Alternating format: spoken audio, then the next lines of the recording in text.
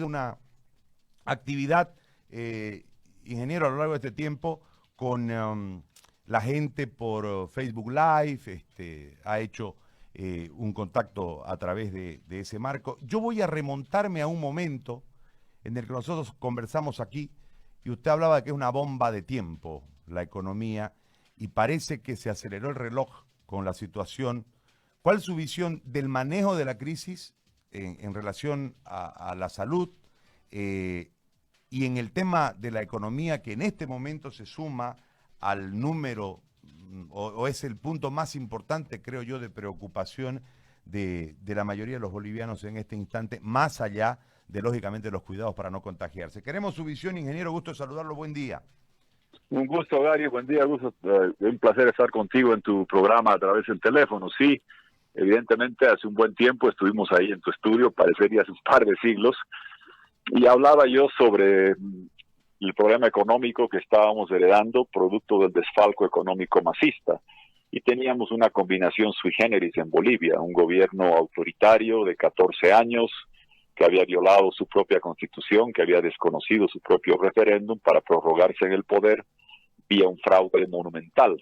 Y eso nos dejó un vacío de poder que llevó a un gobierno de transición que tenía que convocar elecciones. Eso desde el punto de vista democrático era sui generis. Pero a esas dificultades democráticas y políticas se le agregaban lo que conversamos, esta bomba económica que había dejado el MAS, donde en esencia se farrearon el gas. Tuvimos una bonanza gasífera, ingresaron 50.000 millones de dólares en los 14 años de Evo Morales, producto de los gasoductos al Brasil y la Argentina que construimos otros, producto de los contratos que suscribimos con esos países, producto de la ley del IDH que incrementó los recursos fiscales para TGN, alcaldía, gobernaciones y universidades, promulgada por el extinto y valeroso Ormando Bacadíes cuando estaba en el Parlamento.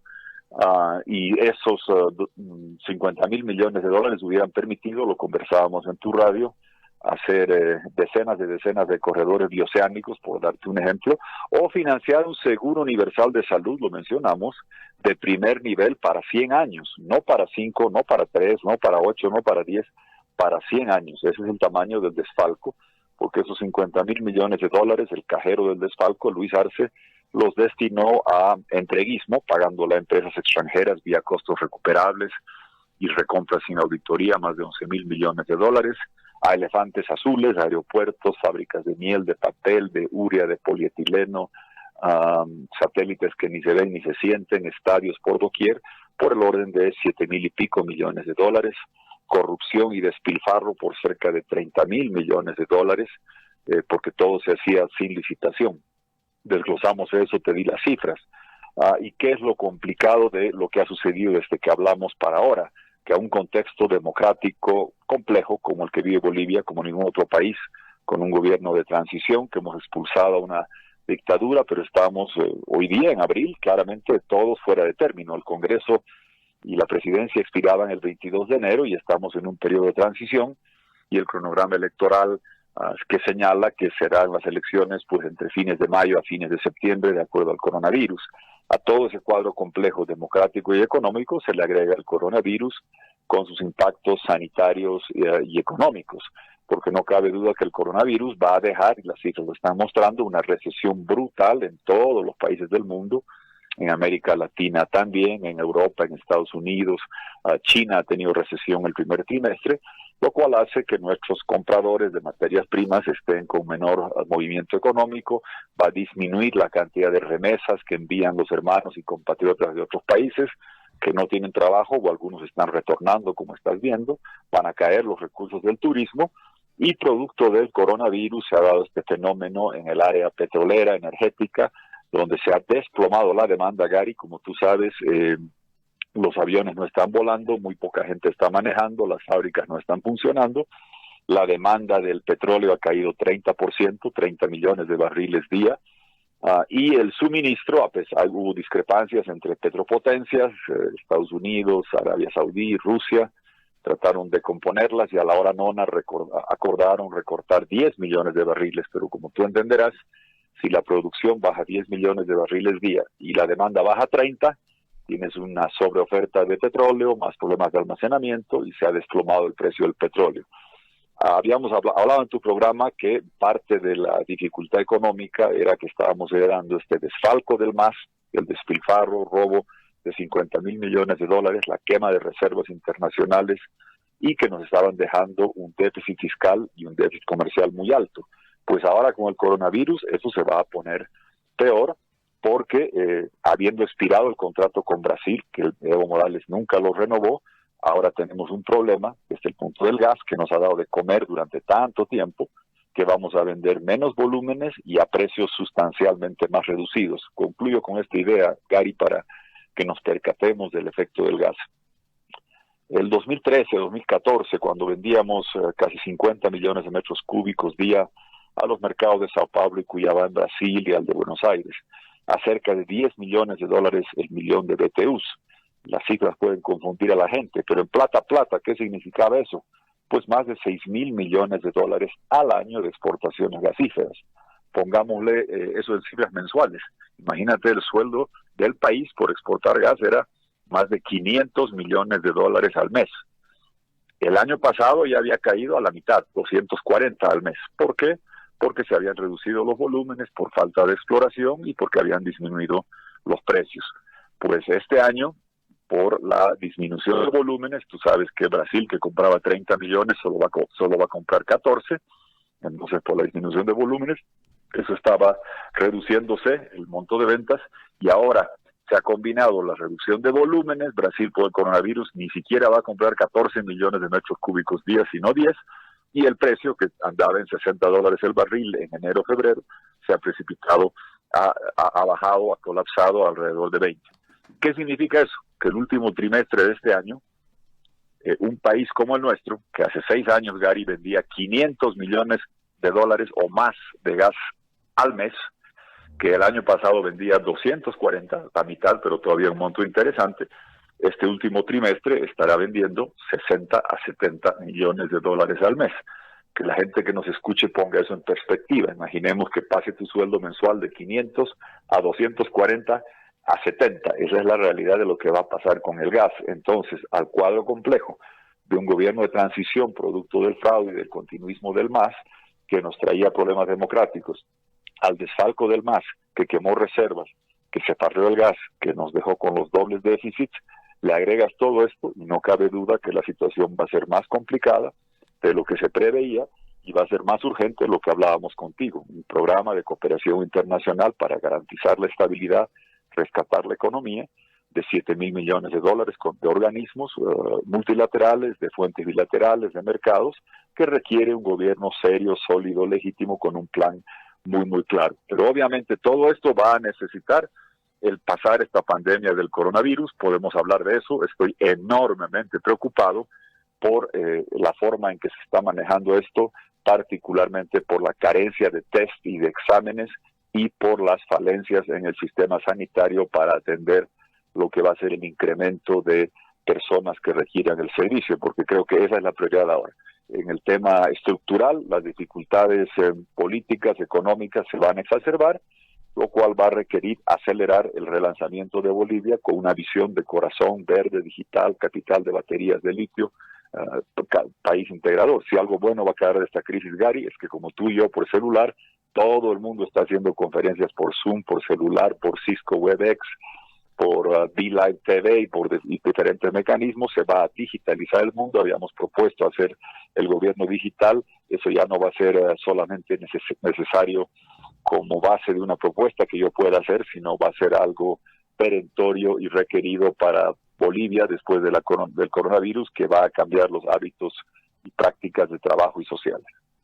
Sobre ese tema, yo quisiera escucharlo en dos perspectivas. Primero, el planeta o la mayoría de los países, yo tomaba como ejemplo más temprano lo que hizo Israel, que tiene que ver con una serie de dificultades porque es una extensión territorial muy chica con 9 millones, 10 millones de personas, lo que genera mayor congregación y con una serie de prácticas que también generan una congregación casi permanente de individuos, y lo manejó desde las pruebas. El ministro señala aquí que las pruebas deben ser calificadas, es decir, yo tengo que tener síntomas para que me hagan prueba, lo que marca un error que nos conduce a una situación que es la que estamos viviendo hoy con el número creciendo, más allá de que la estadística es retrasada, pero con el número creciendo permanentemente y con zonas que antes no tenían en apariencia, que aparecen primero con 2, después con 31, el caso de Trinidad. Pero desde esa perspectiva, nosotros tenemos que salir de esta cuarentena y volver a un, como dijeron los empresarios aquí, a un nuevo normal, ¿no? Así. Hay que hacer un nuevo normal. En esa Ujú. perspectiva, desde ese análisis, ¿cómo observa usted el manejo de la crisis y cómo vamos a salir para recuperar el movimiento económico, la cadena de producción, la cadena de pago? Porque todos estamos afectados. Así es.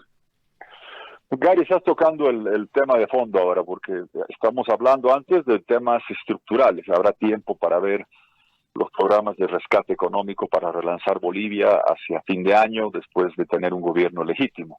Pero hoy estamos en una coyuntura muy, muy compleja.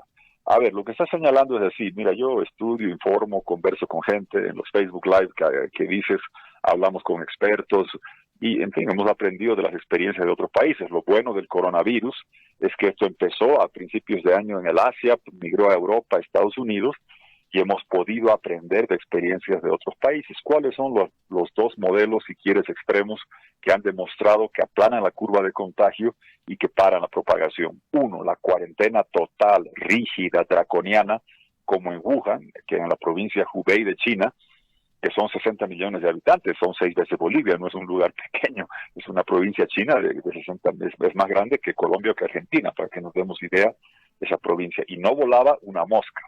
Si haces una cuarentena total, pasa un tiempo, evidentemente aplanas la curva.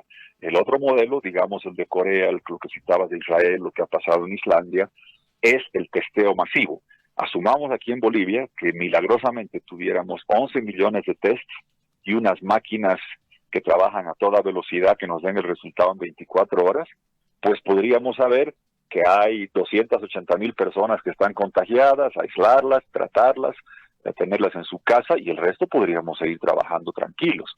Entonces son los dos modelos extremos. Testeo masivo, como tú sabes, en Corea no solamente identificaban a la persona contagiada, sino que le hacían seguimiento al GPS de su celular y le tocaban la puerta a una persona porque resulta que había estado en el cine o en un centro comercial cerca de la persona que estaba contagiada. Entonces hay esa forma de lo que se llama testear, y en el caso de Corea, Islandia y otros, es testear, rastrear y aislar. Ese es el sistema, Gary. Testeo, encuentro que el señor José Pérez está contagiado, rastreo con quién estuvo las últimas 2 semanas, mamá, papá, hermano, tío, amigo, socio, chofer del taxi que lo condujo, a todas esas personas las testeo, y si alguno de ellos está contagiado, lo voy aislando. Testear, rastrear y aislar es el sistema que probablemente funciona. ¿Y la cuarentena para qué sirve entonces? La cuarentena, que yo la pedí a principios de marzo y la respaldé, sirve para dos cosas esenciales, Gary. Fortalecer la capacidad sanitaria, porque si aplanas la curva de contagio con la cuarentena, nos contagiamos menos demanda sanitaria y no colapsa el sistema sanitario. Hoy tenemos 430 unidades de cuidados intensivos entre sistema privado, público y seguridad social. Si hubiera una gran cantidad de contagiados y aparecen 1,000 personas al borde de la muerte, colapsa el sistema sanitario, como has visto en el norte de Italia y en otras partes del mundo. Por eso es que hacemos la cuarentena. La cuarentena no es un mecanismo para pagar bonos, no, es un mecanismo para parar el contagio mientras fortaleces el sistema sanitario y mejoras la capacidad de testeo. Y obviamente que para paliar económicamente los efectos y las consecuencias de aquellos que viven día a día, que se pueden morir de hambre, hay esto de pagar bonos, de darles alivio en el pago de la luz, del agua, del teléfono, del alquiler, y lo mismo se tiene que hacer profundamente con las empresas, pero ojo, esos son paliativos, eso es aliviar bolsillos y buscar salvar empleos, producto de una cuarentena que debe ser usada para estos dos elementos. Yo en tu programa, Gary, tú tienes mucha gente que te escucha, no sé si has visto el sitio web de worldometers.info, se escribe W de Warnes, worldometers.info. Te invito a que la veas, a que la muestres a la gente que te sigue, porque tiene una base de datos de coronavirus de todos los países, de cuántos muertos, cuántos contagiados, cuántos testeados. Estoy entrando acá, fíjate, es buena la página porque es interactiva. Entras, ahí está toda la lista de países en worldometers.info abajo, pongo Sudamérica. ¿Qué es lo que me preocupa acá respecto a lo que estamos hablando? Puedes ir a hacer, ahí tiene el número de casos, muertos, casos activos, recuperados, etcétera, y los centrales, cuántos casos por millón de habitantes y cuántos test por millón de habitantes. No podemos comparar Bolivia con Brasil, Uruguay con Brasil o Honduras con China, pero por millón de habitantes sí te da un parámetro. Cuando haces la columna de test y haces un ranking, pidiendo que haga ranking de mayor a menor, ¿qué encuentras? Malvinas, dejemos de lado, que no son parte de Sudamérica. Venezuela, las cifras son falsas, nadie las cree, pero de ahí para abajo, Chile, 7.442 exámenes con reactivos por millón de habitantes. Perú, 6.000 y pico. Uruguay, 4.300 y pico. Y así sucesivamente. Guyana, 477, el penúltimo. Bolivia, el último, 379. Dirán ustedes, esa cifra no está actualizada. Es evidente, hay un día y medio de demora para Bolivia y todo el resto de los países. Pero si la revisas, esa tabla, cada día, Gary, ¿qué ves para tristeza mía? Que somos últimos en test por millón de habitantes. Entonces, ¿qué significa esto? Te doy un ejemplo, te damos un ejemplo claro que ilustre esto. Pensamos que hay dos países con la misma población. Y en uno te dicen, tengo 8 contagiados y he hecho 10 tests. Otro país de la misma población te dice, yo tengo 18 contagiados, no 8. ¡Qué barbaridad! Parecería que tiene más, pero no. Yo tengo 18 contagiados e hice 1.000 tests, no 10 tests. ¿Qué país está mejor? Obvio que el que ha testeado más. La cuarentena es para subir los test, Gary, y la desesperación que yo tengo es que el 23 de marzo yo hice las preguntas, hice las sugerencias, las propuestas, cómo es posible que una pandemia que era previsible, que se sabía que venía desde febrero y teníamos un solo laboratorio, el Cenetrop de Santa Cruz, para testear. Después dijeron que ya venía el de La Paz, se puso el de La Paz, el de Cochabamba, y ahora faltan reactivos y el ministro de Salud actual, el anterior parece que nos la adoraba la píldora, me salió a contestar diciendo que sobraban los reactivos, estamos a fines de abril y no los existe. Y dice que ahora solo van a hacer testeo básicamente a la persona que está al borde de la muerte. Que eso es terrible. ¿Por qué? Porque faltan test reactivos. Yo le imploro al gobierno, le pido al gobierno, que tiene que conseguir más test reactivos. Yo he visto cómo el gobernador de Maryland, Estados Unidos, un estado, Larry Hogan, casado con una coreana, recurrió a parientes de su esposa para ir a traer 500,000 reactivos. El presidente de México está al teléfono con Xi Jinping en China, está al teléfono con el de Corea para conseguir reactivos. Hay que ponerse al teléfono, traer los reactivos, y yo lo he dicho y lo repito, si es necesario mostrar la importancia y la gravedad que esto reviste, yo, expresidente, me subo al avión de Boa Boy y traigo los reactivos de Corea, de China, del que nos lo pueda traer. Es imperativo testear, rastrear y aislar, y no podemos en medio de la cuarentena tener tan bajo un número de test, porque si no, te sucede, Gary, lo que tú señalabas, que en el Beni decían que no había ningún caso, y el pobre señor aparece, lo testean el sábado, se va al Cenetrop de Santa Cruz el examen, lunes en la noche avisan que está contagiado y fallece a la media hora. Pasó de no existir a contagiado directamente. Eso pasa cuando no haces más test.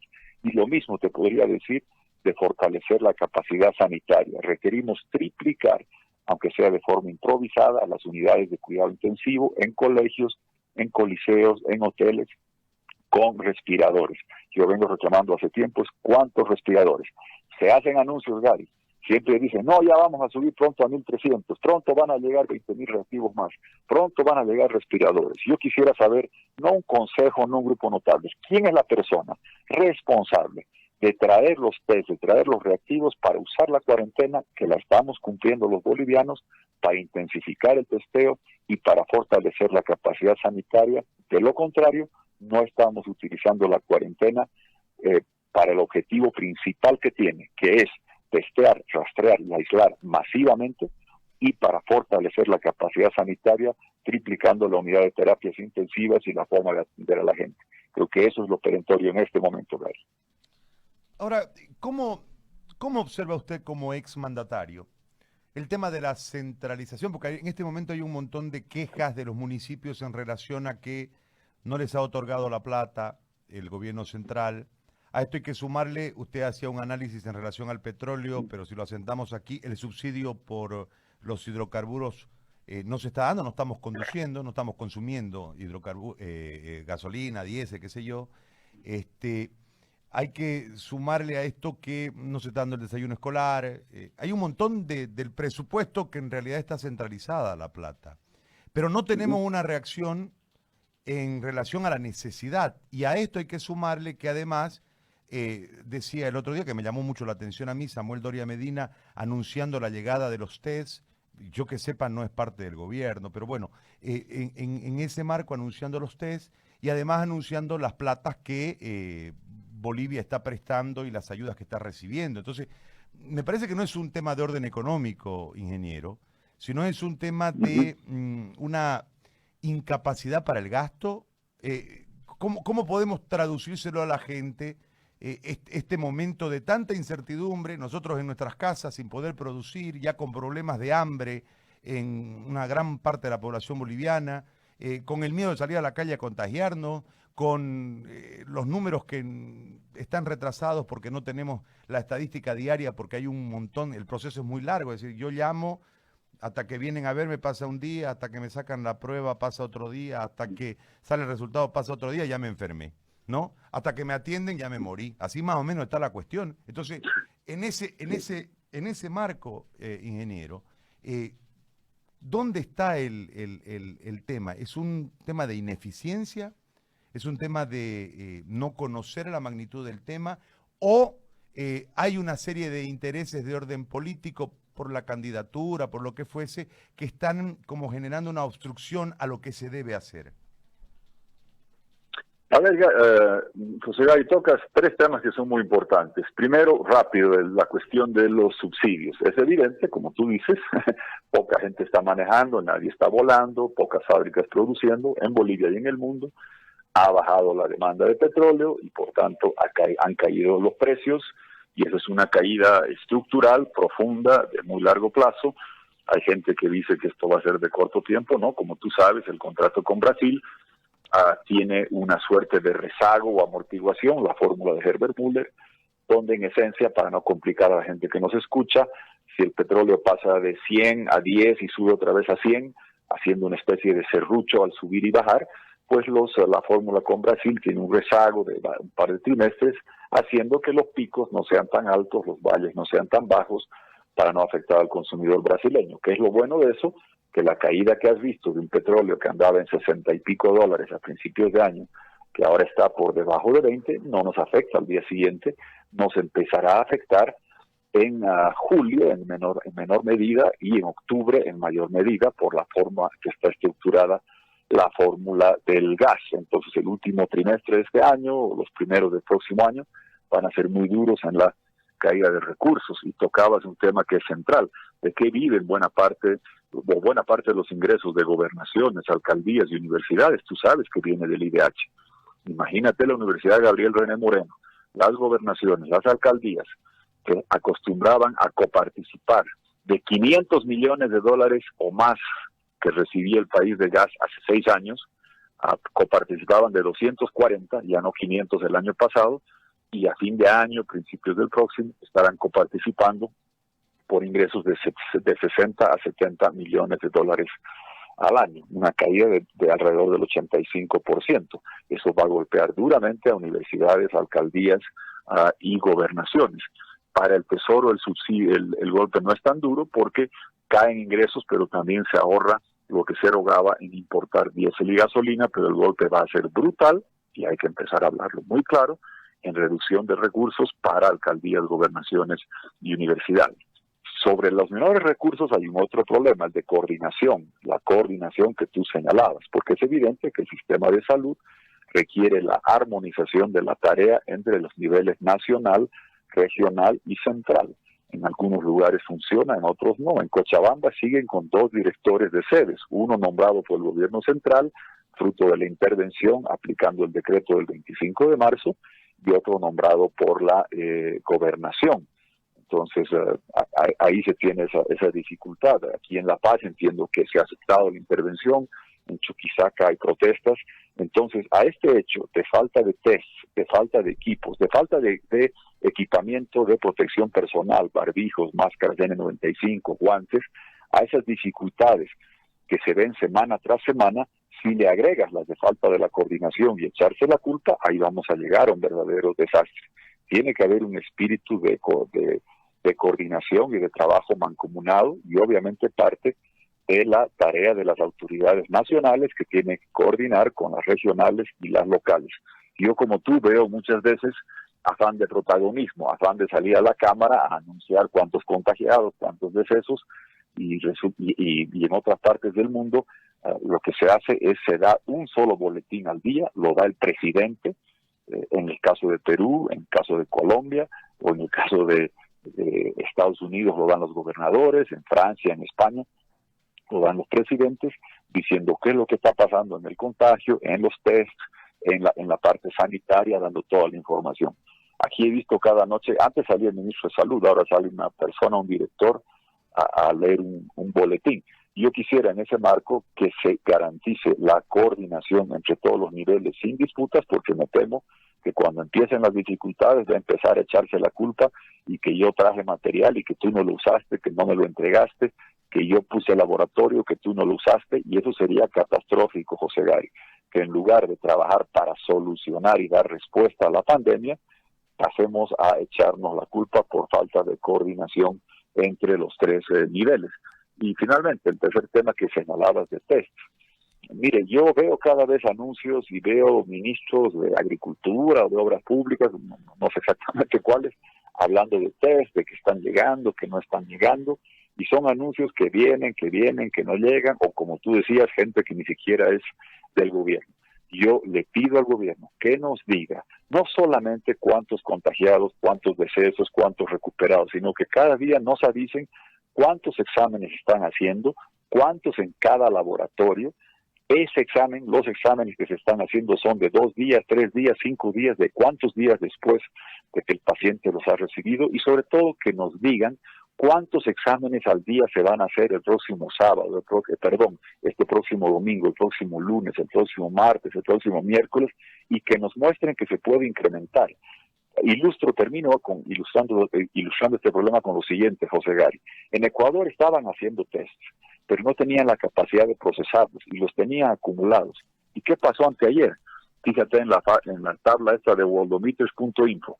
Vas a entrar. Ecuador pasó de 11.200 contagiados a 22.700 en un día, más que duplicó, de poquito más de 11.000 a más de 22.000. ¿Por qué? Porque tenían el problema que habían hecho exámenes, a diferencia nuestra, pero no los habían procesado. Súbitamente en un día procesan una enorme cantidad de exámenes y resulta que en un día parece que se han duplicado los contagiados. Tú sabes perfectamente que no es que en un día se contagió esa gente, es la inoperancia, la ineficiencia de no procesar exámenes a la suficiente velocidad, pero por lo menos lo estaban haciendo.